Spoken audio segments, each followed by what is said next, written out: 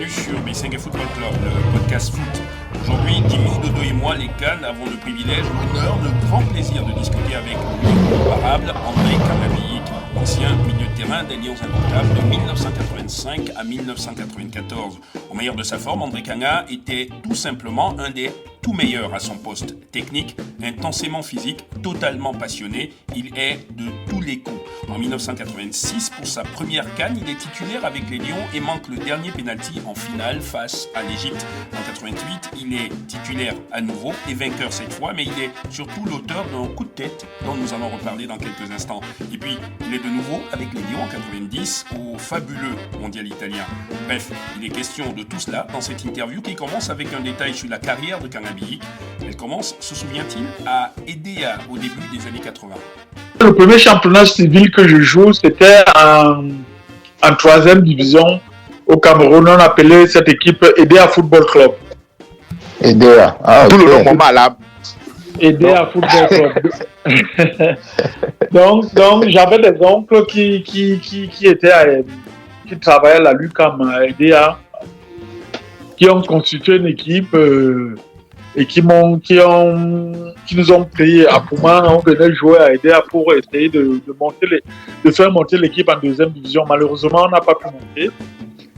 Et c'est l'année d'après que j'ai mon BPC et le concours d'entrée au lycée d'Edea, que j'entre au lycée d'Edea en 1981. Et je commence à jouer à Sphinx d'Edea. À Pouma. Wow. La Sphinx d'Edea, oui, qui est aussi une équipe de 2e division. De 2e division, tout à fait. Ouais. J'ai joué pendant 2 ans.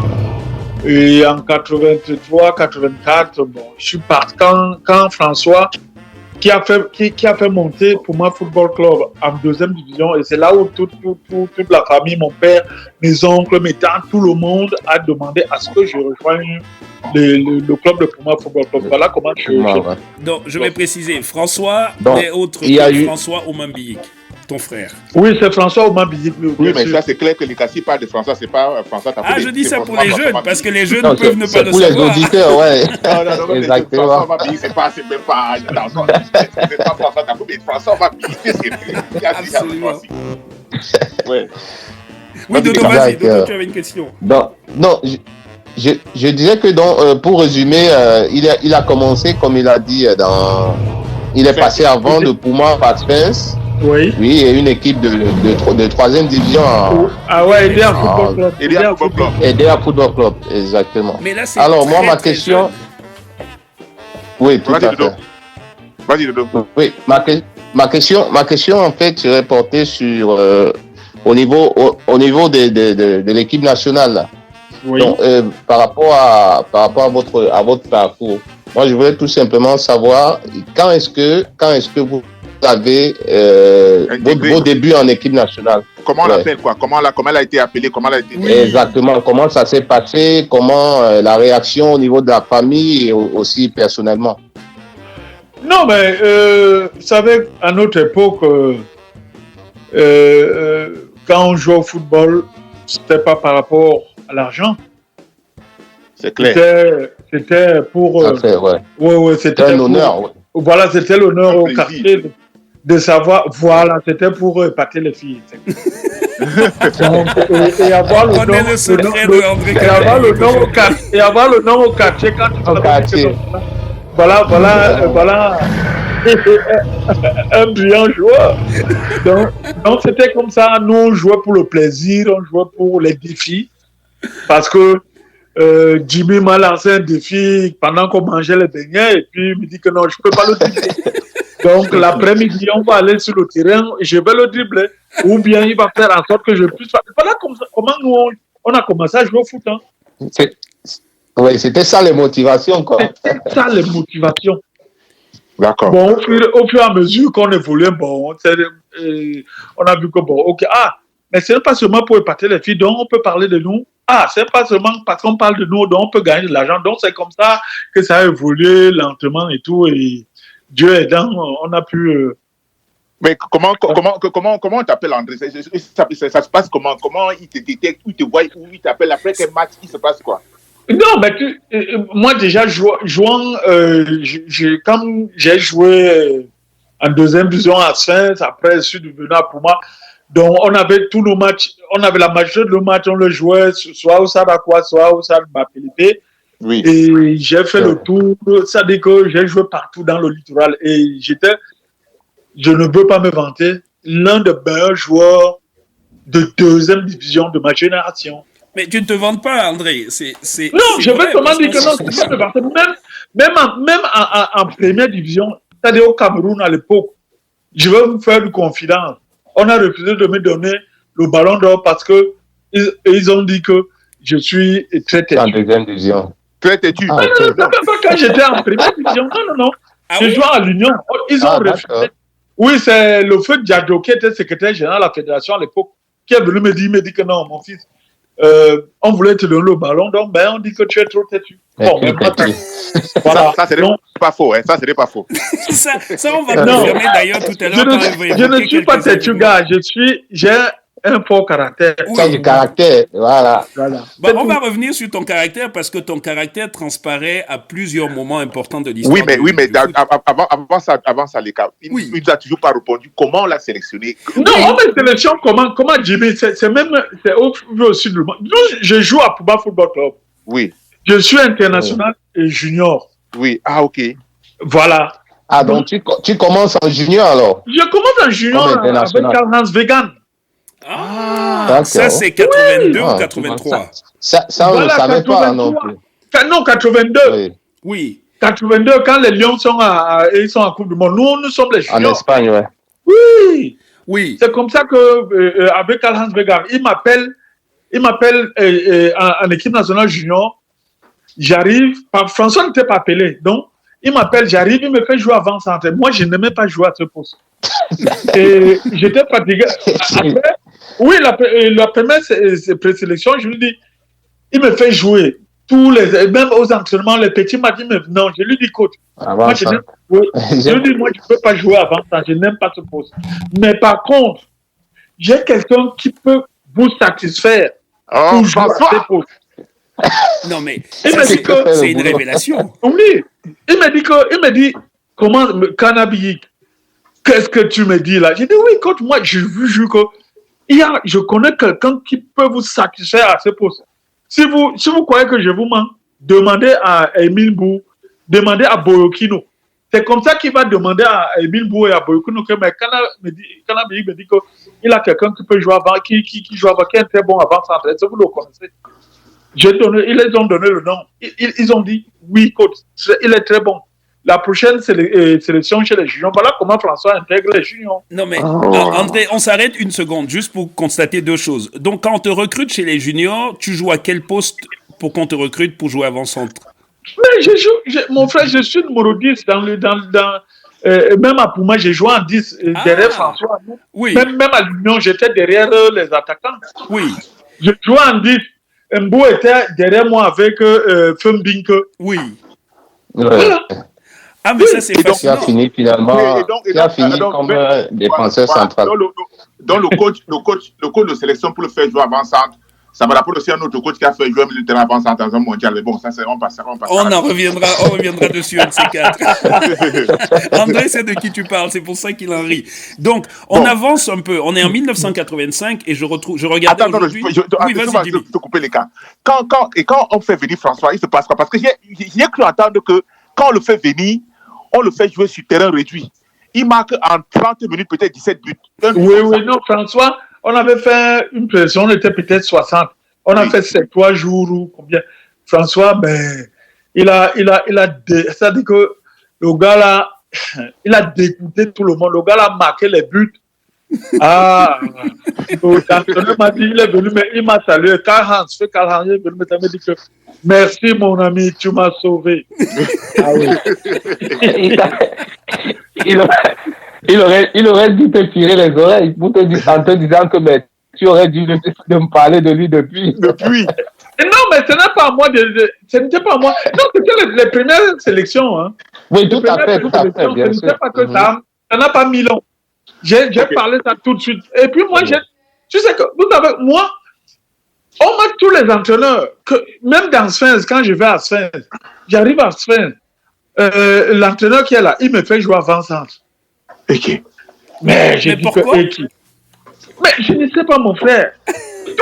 On lui Tout voyait le les monde. qualités. Peut-être qu'il voyait que j'avais les qualités de joueur avant-centre. Exactement. Ouais. Voilà. Mais les gars, Oui. avant que tu ne reprennes la main, mais par contre, tous les postes qui étaient derrière, là, que ce soit libéraux, stopper ou latéral, tu pouvais jouer à ces postes-là. Parce Oui. que je me C'est souviens arrivé. d'avoir vu jouer en libéraux. Je me souviens d'avoir vu jouer en libéraux contre le Nigeria. Qualification de la Coupe du Monde 90 contre Oui. le Nigeria. Tu Oui. joues en libéraux, tu finis le match en libéraux, je pense. Non, je n'ai pas joué. Je n'ai pas joué derrière contre le Nigeria. Donc, Par contre, c'est ouais, contre la Tunisie. C'est contre la Tunisie au match de la tout que j'ai Tunisie. joué stopper. Voilà, la Tunisie. J'ai joué dans l'as avec Koundé. Pour la petite Oui. histoire, la raison, c'est que Massing Benjamin et Mbida Grégoire sont allés en boîte de nuit et ont été suspendus de l'équipe la veille du match. Oui, enfin, je ne peux pas dire, je n'étais pas avec eux. Je sais seulement qu'ils sont sortis. Non, c'est le journaliste qui le dit parce que j'ai vérifié l'information. Et on ne dit pas du mal d'un mort. Massing Benjamin nous a quittés il y a quelques mois.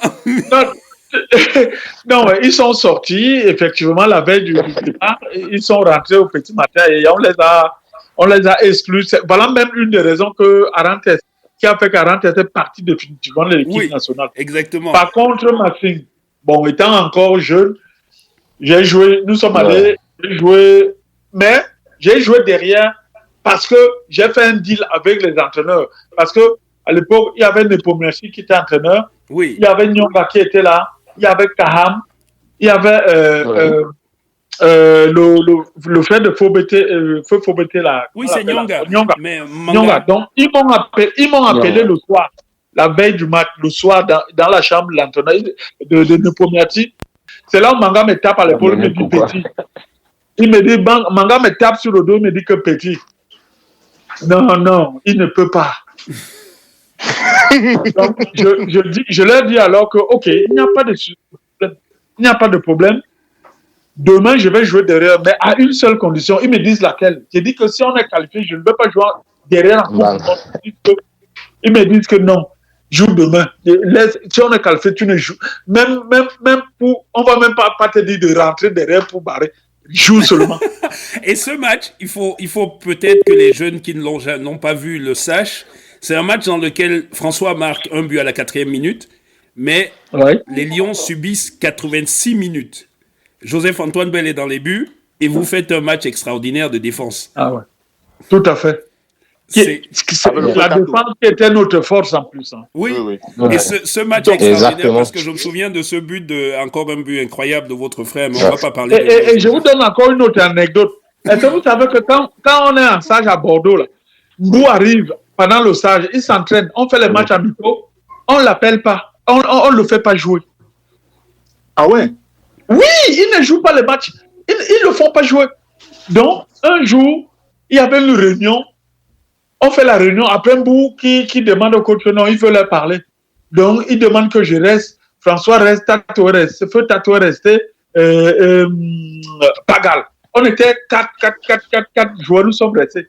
Oui. Après, maintenant, Mbou, il demande au coach, ouais, coach, comment vous m'avez, c'est vous qui m'avez appelé. On s'entraîne, on fait les matchs amicaux, vous ne mettez même pas une minute et tout. Et sa façon de parler, c'est-à-dire qu'il pleurait. C'est-à-dire qu'il pleurait, Mbou pleurait. Gars, je vous dis que moi, j'ai pleuré comme un enfant le jour-là. Vous pouvez demander à François, j'ai pleuré le jour-là. Je crois qu'eux-mêmes, les entraîneurs ont dit que non. Il faut qu'on amène le gars. C'est parce que si son ami pleure comme ça, c'est qu'il y a un problème. Et c'est Mbou qui fait la passe de but à François le dimanche à truc. Vraiment. C'est incroyable. Ça, c'est des anecdotes de balade. C'est des anecdotes. Je te dis. Ça, c'est des anecdotes de fou. Ça, des scoops. André, il y a une chose dont j'ai toujours voulu parler avec vous, et Dodo et Jimmy, on s'est dit, s'il y avait une raison pour vous appeler, ce serait celle-là. Le coup de tête en demi-finale, en 1988, à Rabat, qui change en fait le match et change la destinée du Cameroun dans cette Coupe d'Afrique des Nations que le Cameroun gagne après contre le Nigeria. Mais cette demi-finale est extraordinaire parce qu'on la joue, vous la jouez contre le Maroc à domicile en présence Devant le roi. de celui qui est le roi aujourd'hui, Mohamed VI. Oui. Et c'est de un son match père. intense. Et de son père. Son père était là. Ah, son père était là, Hassan II était là. Oui, son père était là. C'est à la finale qu'il n'est pas venu. Il a laissé à son fils, oui. Pour ceux qui n'ont pas eu la chance de le vivre, le match est disponible parce que je l'ai revu récemment sur YouTube et il se déroule dans une ambiance électrique. Probablement un des matchs les plus difficiles que les Lions aient jamais eu à jouer. Moi aussi. Mais non, vous savez, nous, quand on joue en Afrique du Nord, là, que ce soit en Tunisie, au Maroc, en Algérie, en Égypte, c'est la guerre. Hein. Oui. Comment tu vis ce match-là? Raconte-nous ce match et ce coup de tête et qu'est-ce qui se passe? Non, moi, je ne sais pas comment.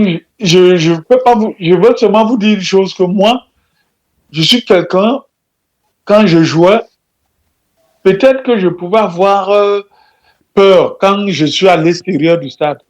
À partir du moment où j'ai mis un seul pied sur la pelouse, même si les bombes explosaient à côté, moi, ça ne me disait rien. Ah oui, je vais encore vous donner une autre anecdote. Oui. Il y a des moments où on jouait.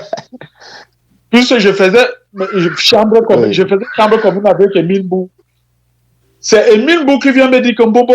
J'ai dit oui. Est-ce que tu sais que pendant le match, il y a quelque chose qui s'est passé? Il y a un truc qui s'est passé. Je lui demande que, ah bon? Il me dit oui, mais tu n'as pas vu qu'il y a eu un problème? J'ai dit, ah bon, il y a eu un problème pendant le match? Donc pour moi, quand je jouais mon frère, je n'avais peur de personne. Rien et de personne. Oui. Personne. Oui.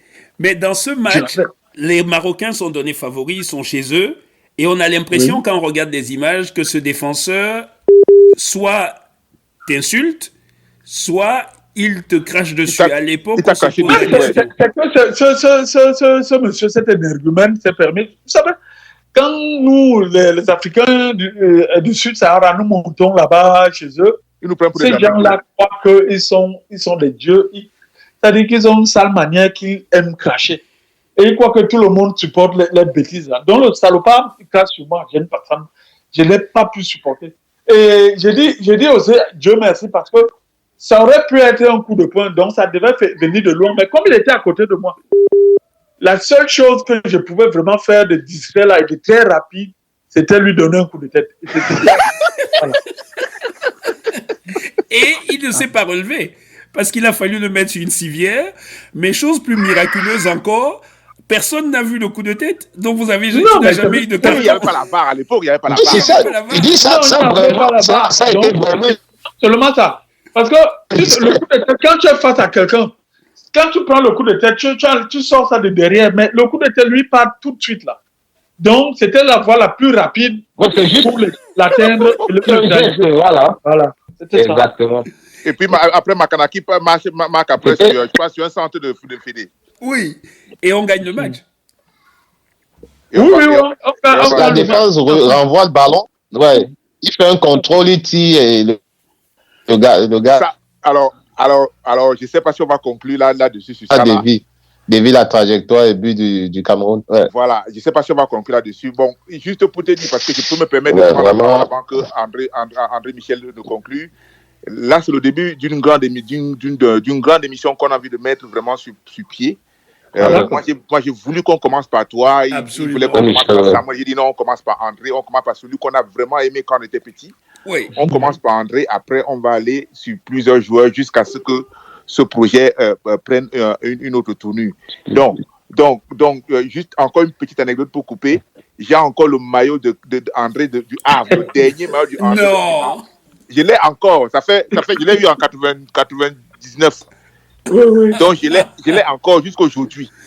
Quand je vois André, je le vois à la Courneuve pour la première fois. Je me souviendrai toujours. J'étais avec mon cousin qui est aux États-Unis et Albert Ingom. J'étais avec Albert Ingom et il sortait de blessure. Et je vois, il déclenche les frappes. Il dit que là, c'est cannabis. Ça, on dit que c'est cannabis. Tu le regardes comme ça, j'étais tétanisé. Je vais le voir à côté. Tu me connais courage. Je vais le voir à côté. Que, grave, je veux seulement le maillot. Il m'a enlevé, m'a donné. C'est dans mon musée.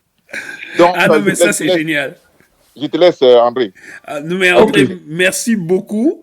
Il y a une dernière image dont je sais que tous les Camerounais se souviennent, et c'est une des nombreuses belles images de Cameroun-Argentine, où le paradoxe des paradoxes, tu prends un carton rouge, mais tu applaudis en sortant et les gens t'applaudissent.